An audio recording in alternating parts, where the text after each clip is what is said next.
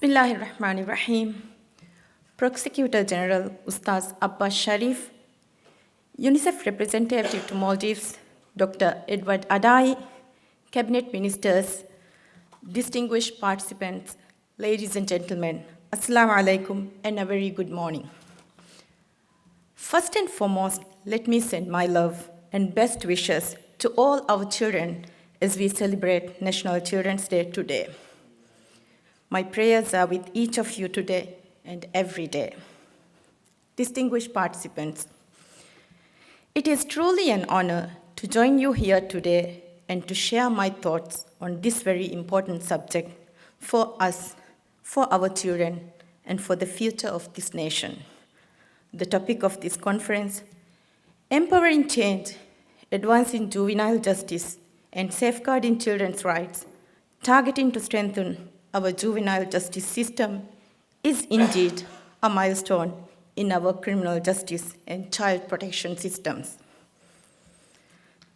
Child protection is not just a topic for me, but it is something I carry with me as a mother, as a woman, and as someone who believes that the way we treat our children defines who we are. As President Nelson Mandela said, and I quote, "There can be no keener revelation of a society's soul than the way in which it treats its children." Distinguished participants, literature proves that offending starts at a young age, stemming from abandonment, violence, and abuse faced by children in their formative years. This is not a prevalence only in the Maldives, but a global phenomenon and an absolute reason why crime prevention programs should start and focus on juveniles.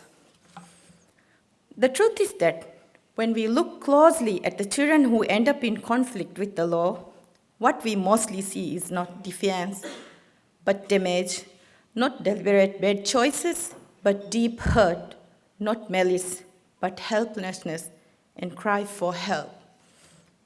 I cannot help but think of the state of the child who is forced to wander late in the night in searching for protection, yet finds perpetrator who robs them of their soul and their future. A perpetrator who would use them to peddle drugs or recruit them into a gang where the child would find his identity, which the society refused to give. My heart cries for the girl who is robbed of her childhood, who cries begging the abuser to stop, unable to figure out whether she is being raped or violated, whether she is at a fault or has any right to protection. My heart also goes out to those children who find cause in offending because they got no justice, no protection, no a life which taught them otherwise.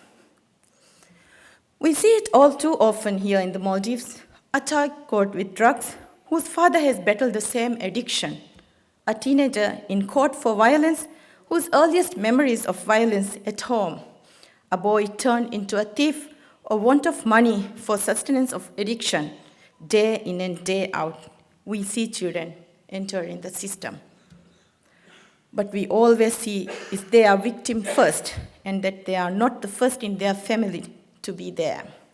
This vicious cycle needs to be broken, for too many of our children are inheriting trauma. They are born into cycles of abuse, of neglect, and when they reach out for help and for safety, far too often the response they get is the justice system. Help which is measured by what society thinks is just rather than a redress for the injustice they have faced in life. We must get to the children before they reach the courtroom, before they are treated as problems, before they get used to the pain that they adopt a lifestyle of breaking laws and hurting other people. Put in more straightforward terms, before society makes them harsh, cruel, and broken.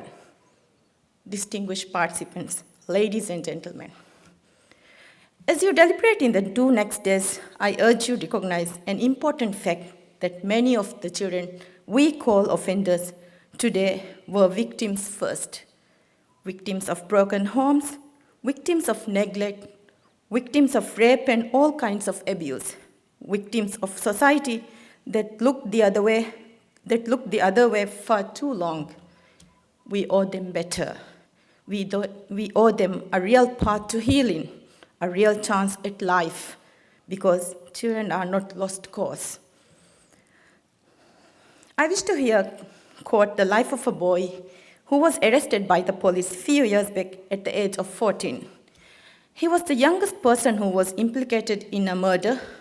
My concern here is not only because he was arrested for murder at such a young age, but for the journey he had taken in the justice system, which drawn him in, till he had no hope for a future he deserved as our child.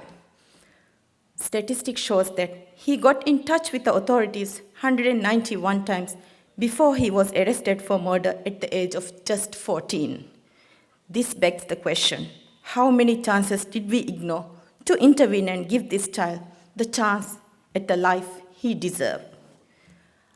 I wish to also here quote the life of a 15-year-old girl who was convicted of a crime which the law prescribed some years back, but one which was a result of her being raped. Hers was a story of a girl who was victim of sexual abuse for years, never got justice, no protection, but came out labeled as an offender and a convict with a criminal record. A huge outcry and effort by concerned authorities and international partners led to the overturn of the sentence, yet her scars remain, those from the abuse and those of being part of the criminal justice system, police investigations and courtroom, and those she got from being arrested and institutionalized. These stories from so many hundreds portray the life of our children go through, which shows them no path but that of offending. Distinguished participants, I cannot reiterate enough the role of schools and teachers in the protection of children. It is very often that a child who is being abused or being violated will portray that in school.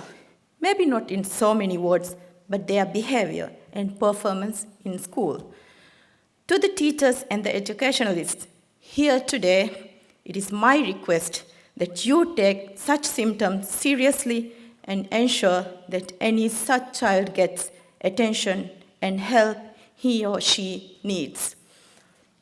In the same manner, I cannot say loud enough how important it is for the parents to stand up for their children, for the fathers who seem to think that it is all right to let the mother bear the burden alone.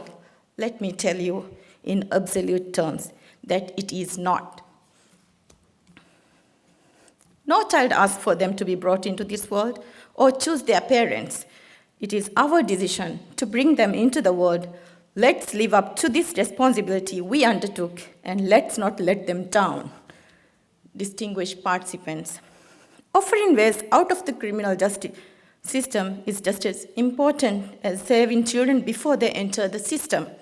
Opening pathways out through rehabilitation, education, and training to become functional citizens not only enhances their chances at life, but also increases national productivity while bringing the demands and cost of justice system. If one is to look at Maldives scenario, the Maldives incarceration rate is one of the highest in the world. A study done in 2019 by UNDP found that the Maldives imprisons its people 15 times more than some neighboring countries with a higher rate of violent crime. The study also found that reports going back to 2003 has examined issues of justice, imprisonment, and drugs, and that change have been brought. We have spent many years building systems such that today we have several institutions working on child protection, sharing almost 1 billion rupiah of the state budget. Laws have been put into place. We have signed international conventions and made commitments too. Yet today, in 2025, we are equally, if not more concerned about the rise in crime, the increase in the intensity of crime, and change in crime patterns for the worse. We worry that the age of first crime remains low, sounding the alarm that we need to be a society who acts beyond the paper that laws and policies are written on. We must move beyond words and show our will through practice. I know that it's not easy and that real change takes work. Yet this is not an area where we have a choice if we are to prosper as a civilized society. This again is one more reason why this conference becomes so important. Today, we have here all the stakeholders of juvenile justice system, and it is your mission to identify what is going wrong, where the net gets broken, through which crack the child slips, and which door an abuser walks out of. Distinguished participants, a strong juvenile justice system is not one that punishes quickly. It is one that protects consistently, one that surrounds at-risk children with support, education, and opportunity, one that opens doors out for those unfortunate children who have crossed in, one that understands that not every child learns the same way or grows at the same pace, one that leaves room for second chances and third chances and prevent that at-risk child or youth from becoming a murderer or drug trafficker or violent sex offender. I'm not asking for impunity, but protection and rehabilitation and ways to enable a child to stay away from the criminal justice system and grow up as any other child. A strong and cohesive juvenile justice system can give them the chance they need to be functional citizens. Children in conflict with the law are children who are crying for help, maybe not in the words that we are used to hearing, but in their own language. Let us, as adults, be the people who accept that there is no one who has not faltered once or fallen a few times, and let's take leadership in giving them that chance they need. Distinguished participants, if this gathering or any other group of people are to come up with a single suggestion in a juvenile justice system, it would be child protection, ensuring that each child gets the protection they need, the chances that every child in our society gets. Just as we celebrate our golden medal winners, surely we owe the same opportunities to the not-so-fortunate of our children. I believe that Maldives should not be a society where a child's success depends on his or her luck. I believe that by born equal as Allah decreed, there would be children among those unfortunate and in the margins who could be the leaders of tomorrow if given the opportunity they deserve. Distinguished participants, let's be a society where abusers do not feel protected, but feel the full weight of justice. Let's not be people who look the other way when children are abused or neglected. Instead, let's be the society who hears the silent cry for help in the defense of juveniles, where every child feels safe and belong to and grow up to realize their dreams and the future they deserve. Let us be the society who is willing to give a different-minded youth a second chance in life, a safe and decent chance before punishing them. For the best justice system is the system that is not needed, and that no child has to enter. May Allah protect our children from all harm and bless them with happiness and prosperity. Ameen. Thank you. Wassalamu alaikum wa rahmatullahi wa barakatuh.